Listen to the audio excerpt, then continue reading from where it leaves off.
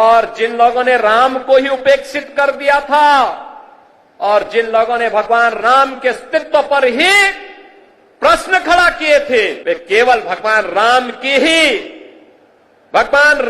ही अस्तित्व पर प्रश्न नहीं खड़ा कर रहे थे, वे सनातन धर्म के अस्तित्व पर प्रश्न खड़ा करते थे।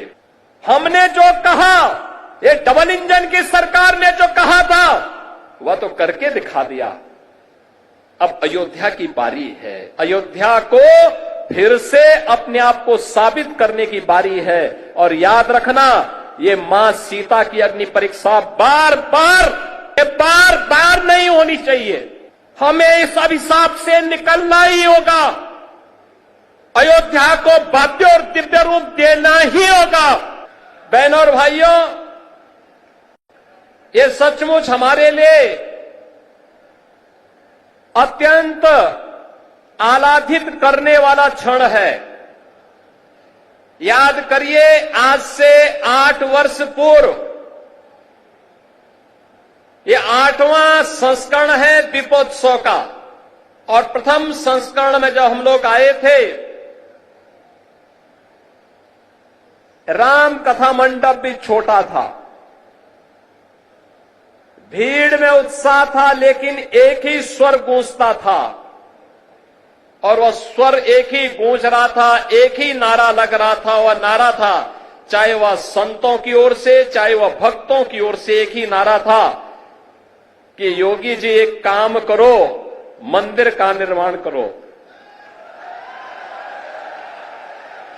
एक ही स्वर गूंज रहा था। और मैंने उनको उस समय कहा था, विश्वास करिए,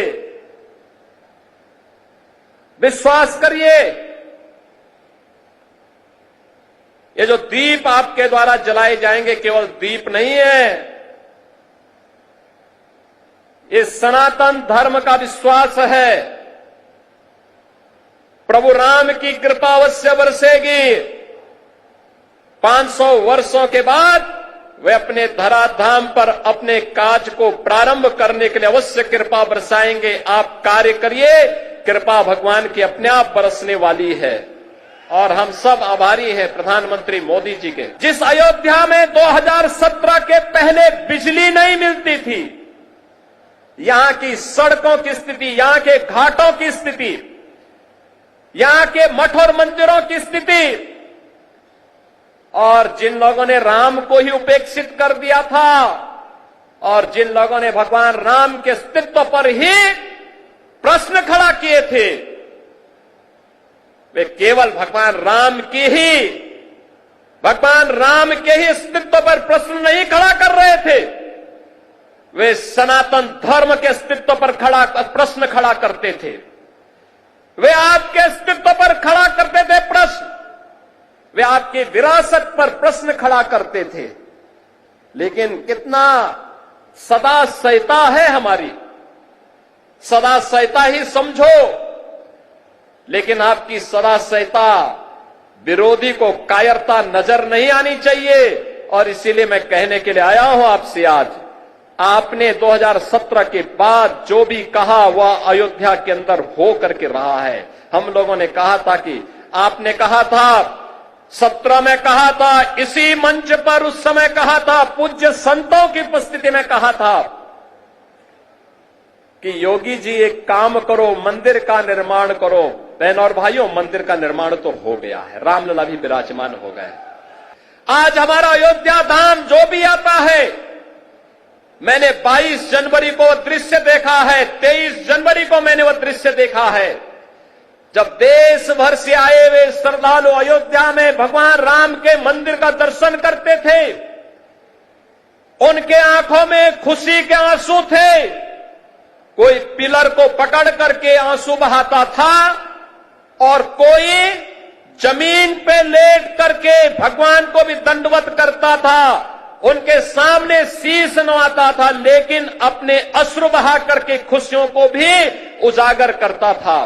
बहनों और भाइयों, वह सभी दृश्य मैंने अपनी आंखों के सामने अयोध्या के अंदर देखे हैं। और मैंने उन लोगों के भी काले कारनामे देखे हैं जिन्होंने राम भक्तों के लहू से अयोध्या को और सरयू मैया को लहूलुहान किया था। वह दृश्य भी हम लोगों ने अयोध्या के अंदर देखा है और इसीलिए मैं आपको एहसास कराने के लिए आया हूं। आज हमने जो कहा, ये डबल इंजन की सरकार ने जो कहा था वह तो करके दिखा दिया।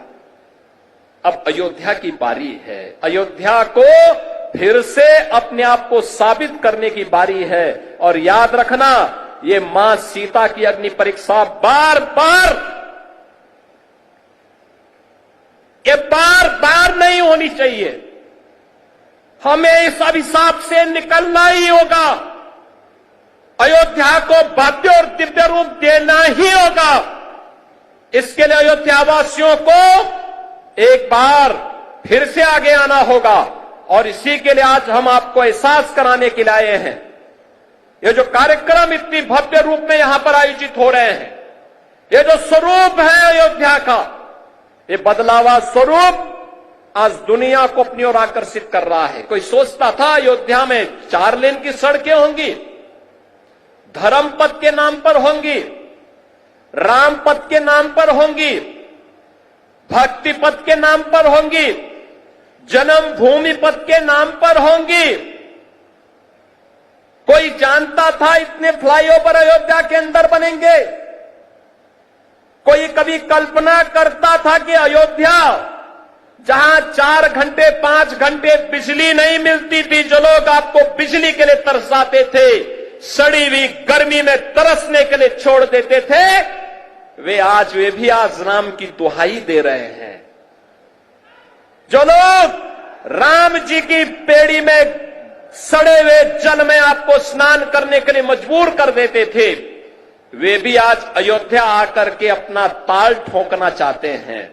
लेकिन हम लोगों ने तो राम जी की पेड़ी को ऐसा बना दिया, एक तरफ से आज पानी आता है और दूसरी ओर निकल जाता है।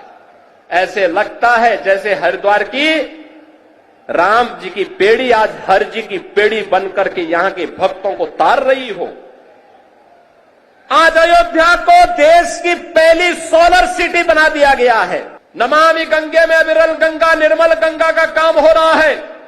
हर घर नल की योजना के माध्यम से हर घर में शुद्ध पेयजल उपलब्ध करवाने का कार्य भी हो रहा है। बहनों और भाइयों, स्वास्थ्य के लिए, शिक्षा के लिए, विकास के लिए, रोजगार के लिए और सुरक्षा के लिए तो कहना ही क्या है।